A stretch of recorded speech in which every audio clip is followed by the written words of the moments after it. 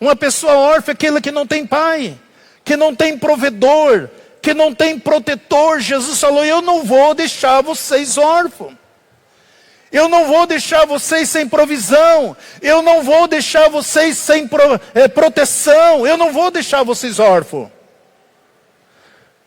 Pai simboliza aquele que protege, aquele que é provedor. Então Jesus, Ele não deixa nós órfãos, Ele não deixa nós sem proteção. Tudo que eu e você precisamos ter conhecimento dessa verdade, dessa revelação no nosso espírito e começar a agir em cima da palavra do Senhor.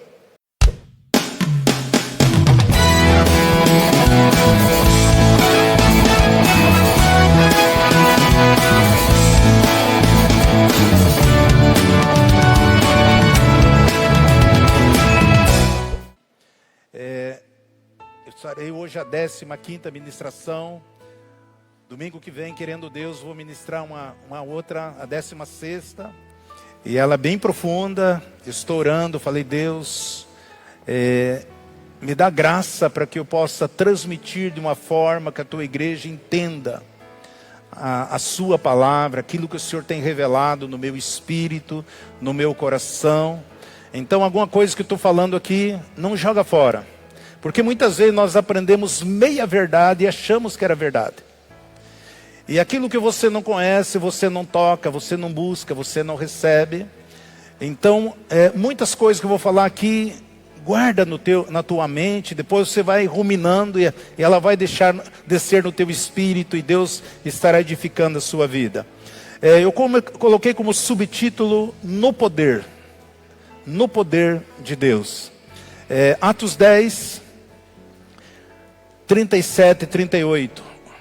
Atos 10, 37 e 38 diz assim a palavra do Senhor: esta palavra vós bem sabeis que foi programada por toda a Judéia, começando pela Galileia, depois do batismo que João pregou, concernente a Jesus de Nazaré, como Deus ungiu com o Espírito Santo e com poder, o qual mandou por toda parte, fazendo bem, procurando a todos os oprimidos do diabo, porque Deus era com ele.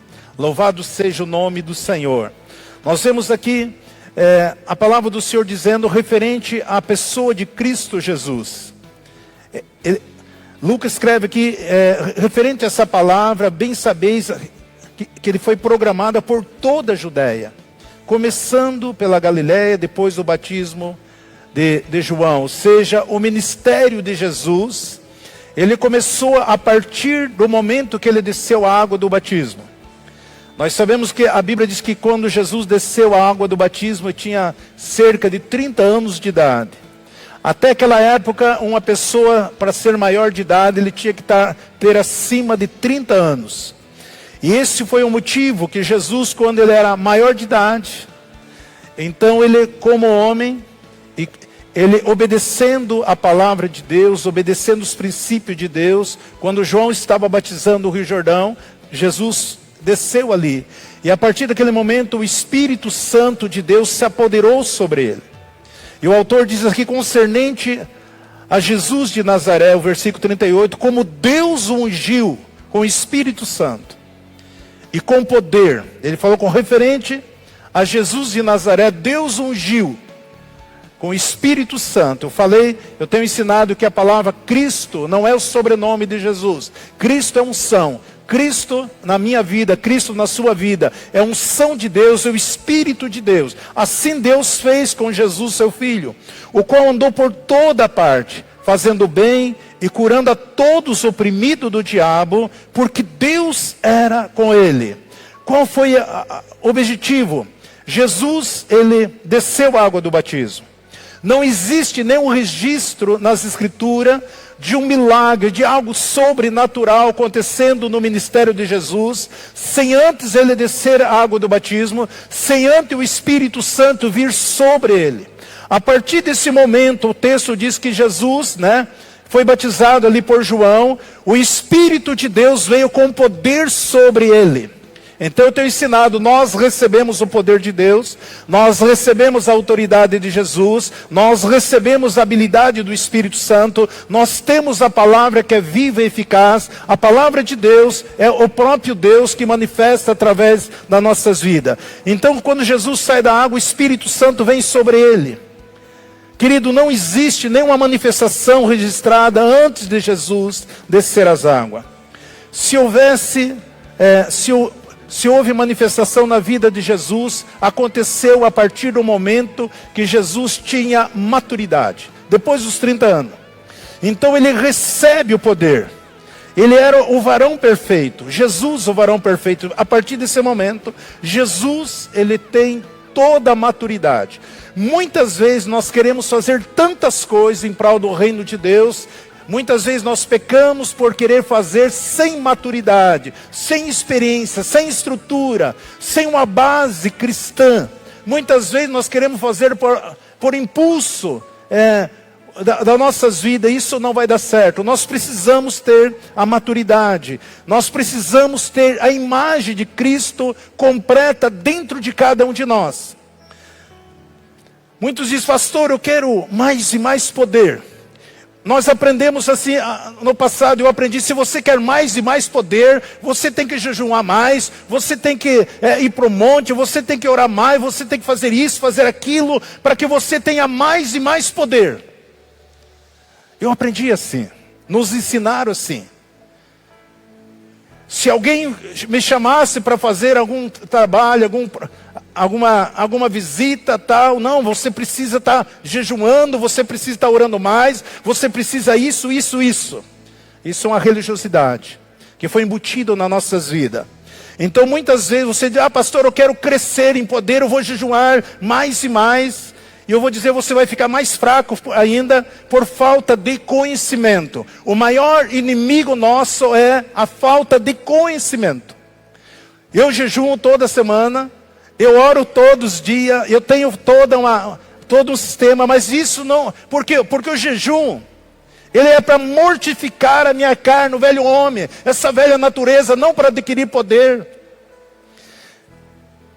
Então muitas vezes nós erramos. Colocaram isso e nós aceitamos como verdade. E eu sei que a oração é a única forma de você falar com Deus. Então se você conversa, tem diálogo, você precisa orar. Mas muitas vezes você dá mais a credibilidade ao seu jejum do que ter uma vida de oração, de comunhão, de relacionamento com Deus. Porque você aprendeu desta forma, fazer o sacrifício. Espera lá, então nós estamos crescendo. A Bíblia diz que nós temos que crescer na graça, no conhecimento e na sabedoria. É isso que eu e você. Então nós precisamos entender sobre a graça do Senhor. Nós precisamos entender sobre a sabedoria. Nós precisamos entender sobre a revelação da palavra do Senhor. Você precisa saber, eu e você precisamos saber o que está quente, o que está frio, o que está morno. No espiritual você precisa discernir essas coisas. Aquilo que está frio, aquilo que está quente, aquilo que está morno. Até que você possa acessar o pleno conhecimento e começar a desfrutar, desenvolver aquilo que Deus quer fazer na sua vida e através da sua vida. Muitas vezes nós acabamos de se converter e as pessoas já nos colocam numa linha de frente, sem um conhecimento, sem uma bagagem, sem uma estrutura, sem uma maturidade. Mas a hora que você começar a acessar este poder através do conhecimento, é isso que diz aqui no versículo 38, concernente a Jesus de Nazaré, como Deus ungiu com o Espírito Santo, e com poder, o qual andou por toda parte, fazendo bem, curando a todos oprimidos do diabo, porque Deus era com ele. Jesus andou por toda parte, fazendo o quê? O bem. Libertando todos quem? Os oprimidos do diabo. Por quê? Porque Deus estava com ele. Então você tem que ter consciência de que Deus está com você. E se Deus está em mim, se o Espírito Santo está em mim, o meu propósito, o objetivo de Deus na minha vida é fazer o bem. É curar, é libertar, é que vidas sejam transformadas através daquilo que o Senhor tem depositado dentro de mim. Porque Deus estava com ele. A Bíblia diz que o Senhor está conosco todos os dias até a consumação dos séculos. Mas muitas vezes esta verdade, o inimigo não deixa que você receba. Ele coloca dúvida no teu coração. E muitas vezes nós queremos trabalhar através da nossa alma e não através do Espírito de Deus no nosso espírito. Porque Deus estava com ele. Porque ele andou fazendo bem em todas as partes, libertando de todas as doenças do diabo, curando todos os oprimidos. Como Deus ungiu Jesus de Nazaré, com o Espírito Santo sobre Jesus, e consagrou com poder e com amor. Amor. Amor. É isso que nós precisamos vivermos, o amor de Deus. Porque é possível você fazer muitas coisas sem amar as pessoas, sem amar a Deus, sem amar o projeto do Senhor. É possível. Mas quando nós... Eu sempre tenho recitado aqui para você pegar bem forte, Gálatas 5:6, que a fé, ela atua através do amor.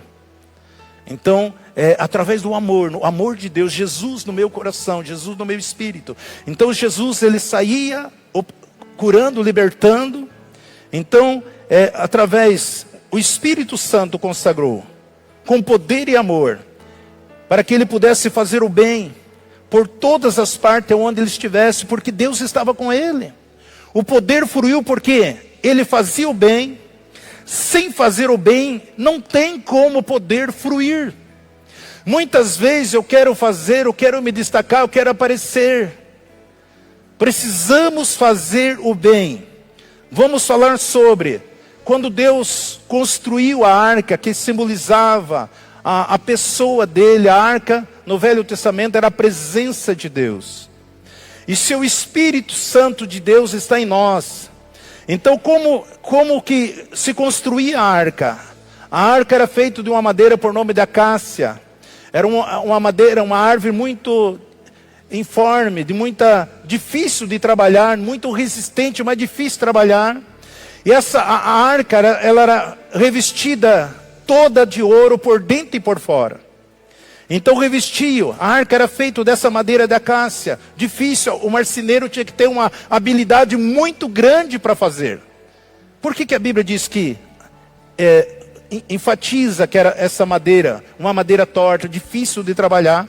Aí fazia a arca e revestia ela de ouro por dentro e por fora. Então nós sabíamos que era muito difícil de trabalhar com essa madeira. E tinha que revestir por dentro e por fora. É a tipologia da divindade de Jesus, Jesus Cristo. Divino por dentro e divino por fora. É isso que eu e você precisamos ser também. Então nós somos que nem a madeira de acácia, tudo torta, mas precisa aprumar, precisa ser lapidado, precisa ser lixado para que ela possa encaixar perfeitamente. E o Espírito Santo, quando você recebe Jesus como Salvador, você recebe o selo, você recebe o Espírito de Deus dentro de você. Então você precisa ter essa divindade no teu interior. E também você recebe o Espírito Santo, ele veio sobre Jesus também. Então nós recebemos também o revestimento no nosso exterior. Divino por dentro, divino por fora. Divino por dentro pela natureza dele. Divino por fora pelo Espírito Santo sobre ele. Então a madeira da acácia é a figura da carne humana, que tem que ser trabalhado, tem que ser lapidado, tem que trabalhar mesmo. E só a palavra de Deus pode transformá-la, mudar a nossa maneira de ser, de pensar, através do conhecimento, através da revelação, através do discernimento do Espírito de Deus. É que Deus vai trabalhando dentro de mim, vai formando a imagem de Cristo dentro de mim, para que o Espírito Santo venha sobre mim, para que os sinais, os milagres, as coisas grandiosas aconteçam na minha vida e através da minha vida. Então ouro por dentro, a figura da imagem de Cristo. Ouro por fora, a figura do Espírito Santo sobre uma grande perfeição sobre as nossas vidas.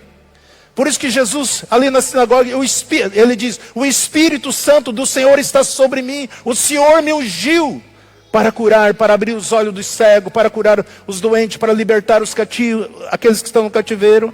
Então a madeira da cássia era a forma da carne humana. Nós somos justificados do pecado de Adão. Por dentro, uma nova criação, uma nova criatura. Quando eu e você recebemos, temos essa consciência, recebemos o Espírito Santo, nós somos uma nova criatura. E nós recebemos a manifestação poderosa sobre as nossas vidas. Era isso que Jesus estava falando com Nicodemo no capítulo 3. Ele diz: Nicodemo, você é mestre Israel, você não conhece essas coisas. Se você não nascer da água e do Espírito, você não pode entrar no reino de Deus. Eu já falei aqui, Nicodemos não era uma pessoa comum. Para que você fosse mestre em Israel, o que você precisava? Precisava conhecer os Pentateuco, os 5 primeiros livros da Bíblia de cor. Você precisava conhecer todos os salmos de cor. E você precisava conhecer todo o livro de Isaías de cor. E mesmo assim Jesus chega e fala para Nicodemos: se você não nascer de novo, você não pode entrar no reino de Deus. Porque o que é nascido da carne é carne, o que é nascido do Espírito é Espírito. Em João 3,12 Jesus diz assim: se vos falei de coisas terrestres e não credes, como crereis se vos falar das celestiais? Se eu estou falando, Nicodemo, com você, ele era um príncipe, um mestre, tinha pelo menos 70 sacerdotes debaixo da patente de Nicodemos. Ele conhecia tudo de cor. Esse livro que eu estou falando para vocês. Mesmo assim, precisava haver uma transformação. Precisava o Espírito de Deus formar a imagem de Cristo dentro do coração dele. Porque não era só Nicodemos. Quando ele chega para Jesus, diz: sabemos, no plural. Então, havia um concílio ali que discutiram. Porque se Deus não estiver com você, não tem como acontecer esses milagres. Mas Jesus vai como um bom médico, coloca as mãos exatamente na doença, na ferida. Ele diz: olha, em verdade vos digo, se você não nascer de novo, você não pode entrar no reino de Deus. Então Jesus falou: se eu estou falando das coisas terrenas, você não entende, como que eu vou falar das coisas celestiais? Se eu estou falando das coisas da terceira dimensão, você não compreende, como que eu vou falar das coisas da quarta dimensão?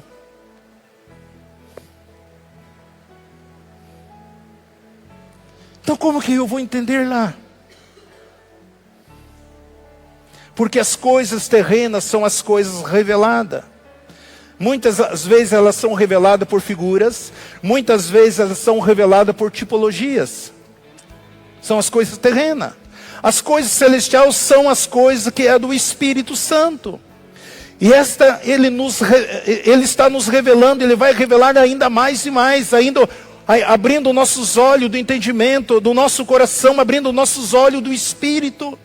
É isso que Deus quer fazer, não somente você andar pelos teus 5 sentidos, mas você ouvir com os teus ouvidos espirituais, falar com os teus lábios espiritual, discernir com as coisas espirituais, com o teu coração espiritual, você possa discernir as coisas no teu espírito. Isso é na quarta dimensão, abrindo nossos olhos espirituais, que estão contidos através da palavra de Deus.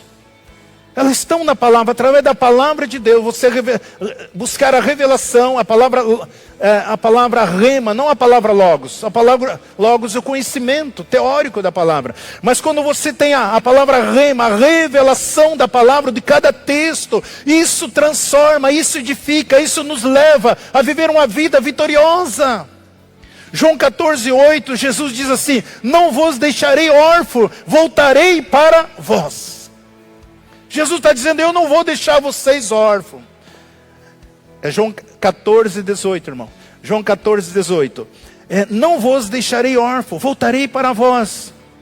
Voltar aqui está falando do Espírito Santo que Ele estaria enviando para nós. Para habitar aonde? Dentro de nós.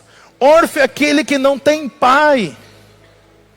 Uma pessoa órfã é aquele que não tem pai, que não tem provedor, que não tem protetor. Jesus falou: eu não vou deixar vocês órfãos. Eu não vou deixar vocês sem provisão. Eu não vou deixar vocês sem proteção. Eu não vou deixar vocês órfãos. Pai simboliza aquele que protege, aquele que é provedor. Então Jesus, Ele não deixa nós órfãos, Ele não deixa nós sem proteção. Tudo que eu e você precisamos ter conhecimento dessa verdade, dessa revelação no nosso espírito e começar a agir em cima da palavra do Senhor. Jesus não voltou para nós, mas sim o Espírito Santo, Ele que vem habitar em nós. Quando você estava aqui, quando Jesus estava aqui com o corpo físico, o Espírito Santo estava nele e sobre ele. Ele estava nele e sobre ele. Depois da sua morte e ressurreição, Jesus está no Espírito. Portanto, quando o Espírito Santo vem em nós, sobre nós, Ele está em mim e está em você. É simples assim. Pastor, como que Ele está em nós? Ele está em nós através da sua palavra. Ele está em nós porque a palavra é Espírito. A palavra de Deus é Espírito. E Deus é Espírito. Se eu tenho a palavra dentro de mim, se a palavra do Senhor está dentro de mim, então eu tenho o Espírito Santo dentro da minha. Então o ouro revestia a arca tanto por dentro como por fora. O mesmo ouro puro revestia a arca por fora, e o mesmo ouro puro revestia a arca por dentro. E quando você entende do Espírito de Deus que está sobre você, que eu e você fomos revestidos no Senhor, então quando você entende isso, aí você pode dizer como Paulo falou, não sou eu que vivo, mas Cristo vive em mim. Aí você pode dizer, não sou eu mais que estou vivendo, é Cristo que vive em mim. Olha a palavra de Pedro, 1 Pedro 1,3. 1 Pedro 1,3 diz assim: bendito seja o Deus Pai do nosso Senhor Jesus Cristo, o qual, segundo a sua grande misericórdia, nos regenerou para uma viva esperança, pela ressurreição de Jesus Cristo dentre os mortos. O texto está dizendo aqui que Deus Pai nos regenerou. Regeneração quer dizer uma vida nova. Regenerar é restaurar a imagem de Cristo dentro de mim, dentro de você. Foi isso que Jesus fez quando, diante da queda de Adão, que Deus separou de Adão. Então nós também, que vivia debaixo da maldição adâmica, Jesus veio, pagou alto preço por nós, pagou todos os nossos pecados e nos restaurou, regenerou novamente para uma nova vida. Então você é uma nova criatura. No momento que você aceitou Jesus como seu Salvador, eu não estou falando de uma placa da igreja, que tem muitos que se apegam a placa, a um dogma, a uma religiosidade. Eu estou pregando sobre Jesus. O Filho de Deus, aquele que foi gerado pelo Espírito Santo no ventre de Maria, que nasceu, viveu neste mundo, que morreu na cruz, tomando sobre ele todas as nossas doenças e enfermidades, as nossas maldições, os nossos pecados, para que eu e você fôssemos livres. Então nós fomos crucificados com ele, nós fomos sepultados com ele, nós ressuscitamos com ele, e hoje nós estamos assentados nos lugares celestiais em Cristo Jesus. Assentar em lugares celestiais não é uma cadeira, é um ofício que eu e você precisamos exercer aqui neste mundo. É um projeto de Deus, um propósito de Deus, e que eu e você temos livre-arbítrio de querer ou não querer.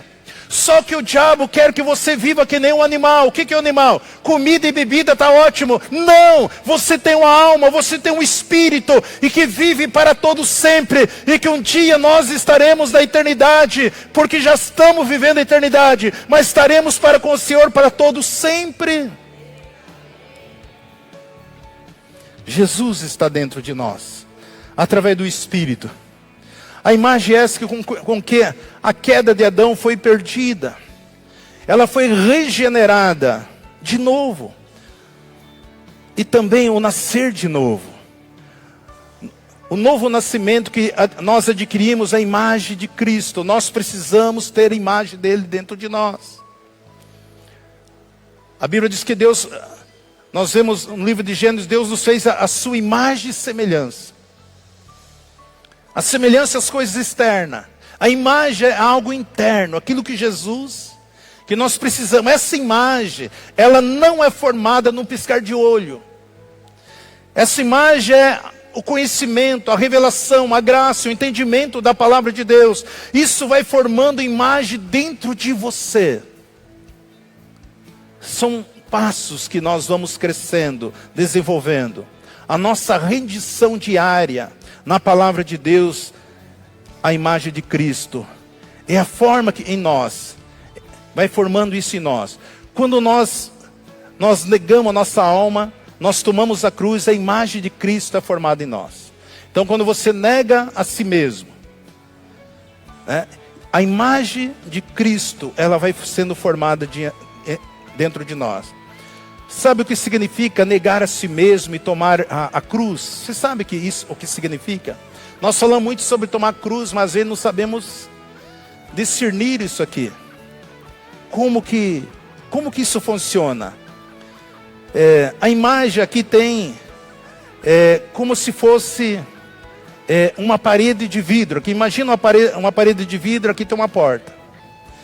O nome desta porta aqui pode dizer negue a si mesmo.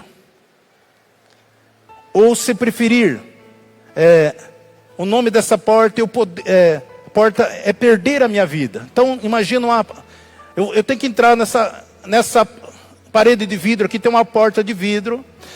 E o nome dela é negue a si mesmo ou morra. Perco a minha vida.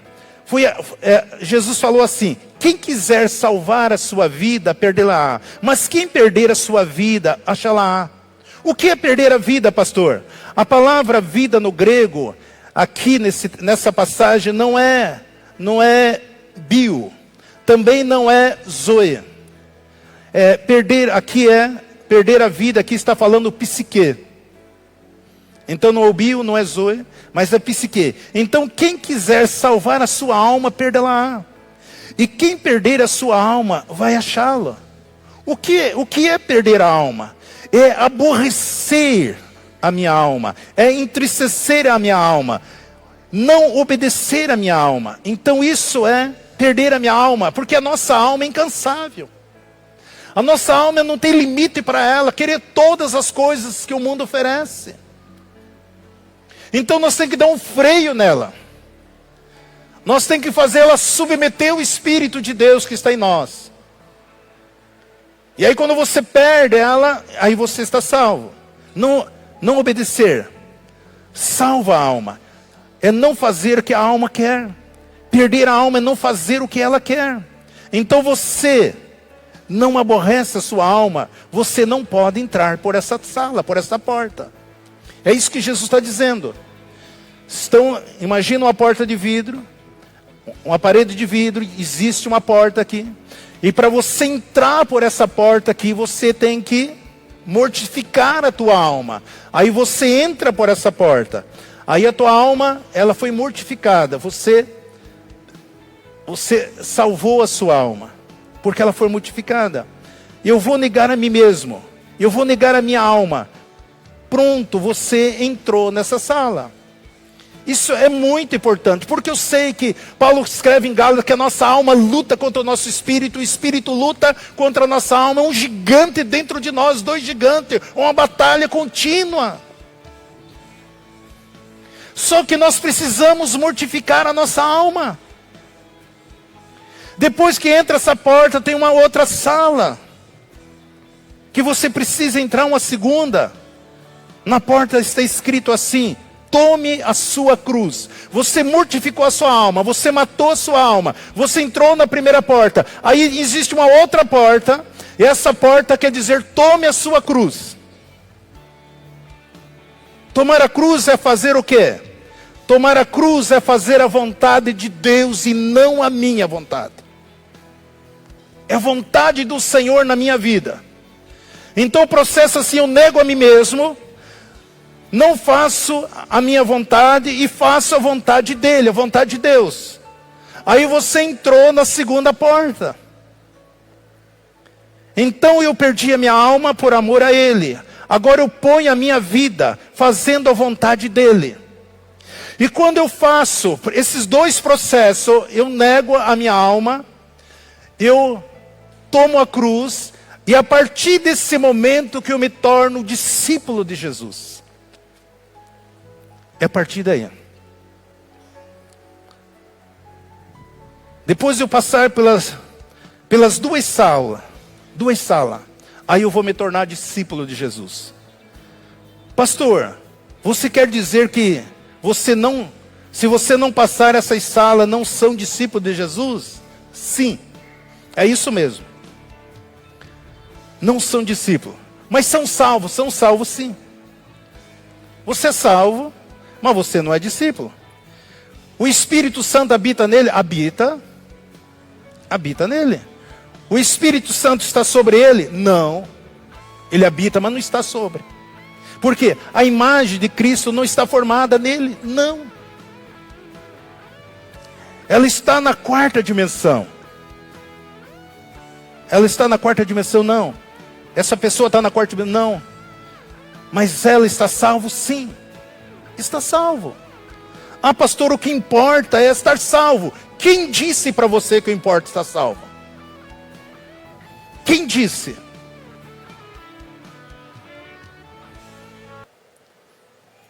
Você sabia que vai existir um milênio? Paulo diz que um dia nós teremos que estar diante de um tribunal.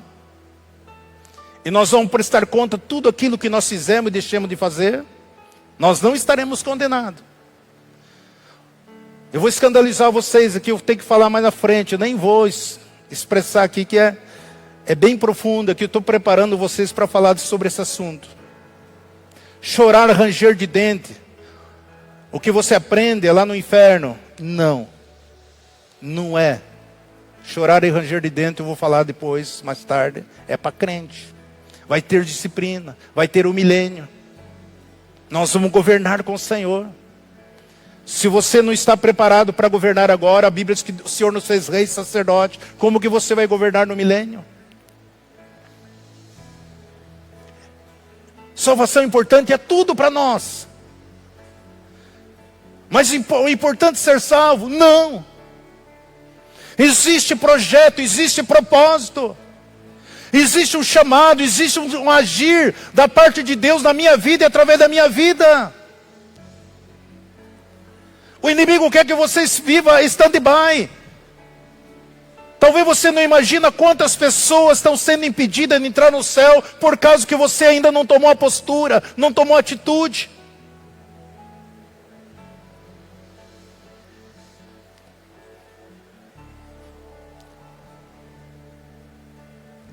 Não sei se vocês já ouviram daquela argentina, uma missionária,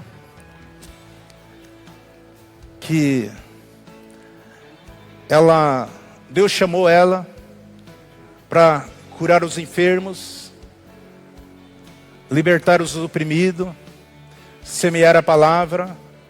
Ela era uma jovem, e ela começou a orar a Deus: Deus, eu quero fazer tua obra, mas eu quero casar primeiro. E o Senhor disse: mas eu tenho algo especial já para você. Mais tarde. Não, mas eu quero casar primeiro. Aí ela ora, e o Senhor: então casa. Ela se casou.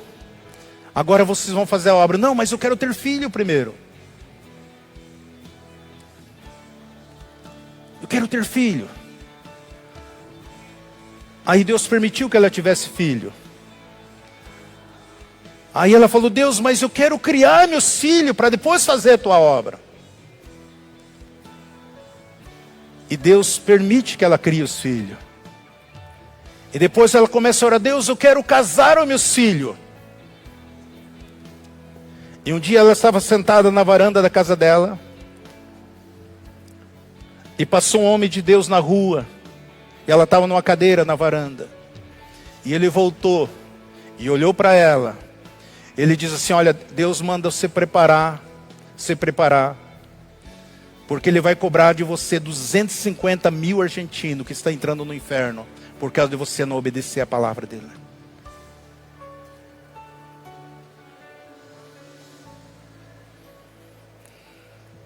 Poderia entrar profundo nessa área aqui, mas vocês não estão preparados, muitos não estão. Só vou dizer para você que choro e ranger de dente não é para o ímpio, é para o crente. A desobediência, virando as costas para o Senhor, querendo viver em prol desse mundo, só nas coisas desse mundo. Vai chegar uma hora que nós precisamos prestar conta com Deus.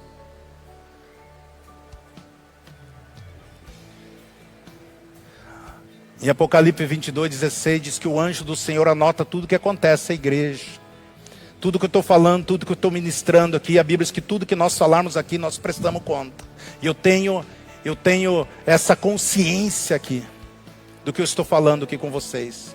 Mas no outro lado, o anjo do Senhor, ele está escrevendo tudo o que está acontecendo. Um dia nós vamos estar diante do Senhor. E você não pode dizer, ninguém me falou, ninguém me orientou, ninguém disse isso para mim. Porque Deus é fiel à sua palavra. Deus tem uma promessa de um grande avivamento para nós aqui. Deus quer manifestar de uma forma tremenda as nossas vidas. Mas aonde que está o teu coração? Eu falei na ministração passada, muitos querem. Pastores, estou falando de mim, pastores. Muitos querem uma igreja grande, de status. Muitos querem seguidores. Muitos querem uma arrecadação saudável da sua igreja. Muitos querem ser reconhecidos, ser projetado através do Evangelho. Mas muitos querem Jesus. Eu sempre optei em querer Jesus. Em querer Ele, em viver para Ele, em servir a Ele. O meu foco sempre é Cristo. O meu foco sempre é a palavra do Senhor. O meu foco é que a vontade dEle, porque eu tenho falado para os irmãos, se existe uma pessoa eternamente grato a Deus, por tudo que Deus fez, tem feito na minha vida, eu sou essa pessoa. Eu sou eternamente grato a Deus. Eu aprendi a nunca murmurar, para que o destruidor não tenha poder sobre a minha vida. Projeto para mim aí 1 Coríntios 10:10. Eu creio que é esse texto. Olha o que diz aí. Eu aprendi há muitos anos, eu prego isso muito. Não murmureis, como alguns deles murmuraram e foram mortos pelo destruidor. O que tem de crente murmurando das coisas de Deus? Murmurando de tudo, nada está bom. Amado, quando eu me converti, esse texto falou muito comigo. E eu sempre falo com os irmãos, quando você murmura, você volta lá no final da fila.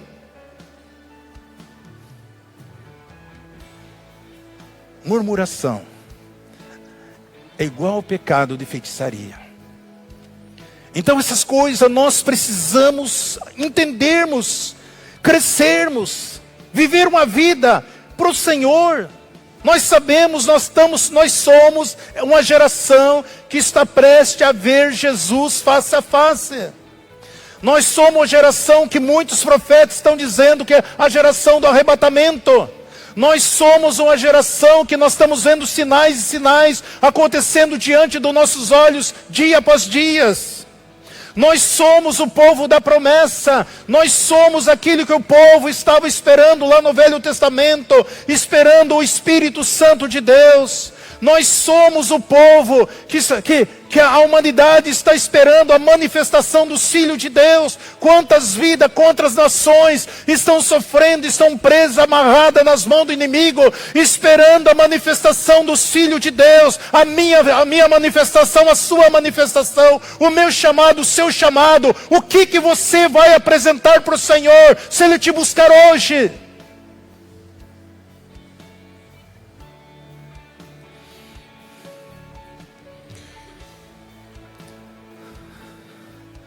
Amado, eu vou para 42 anos servindo crente. Eu nunca brinquei de ser crente. Nunca disse assim, vou dar um tempo, vou me afastar da igreja, um tempo e tal. Mesmo quando eu era membro, diácono. Nunca. Porque eu sou eternamente grato a Deus. Por aquilo que Deus tem feito. Por aquilo que Deus fez na minha vida. Próxima semana eu vou falar sobre aliança eterna. Se prepare, que vai tocar muito no seu coração. Sempre Jesus, Jesus para sempre.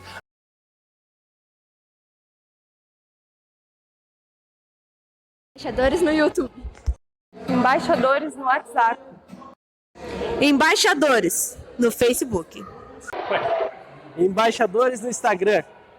E agora no TikTok. Sempre Jesus, Jesus para sempre.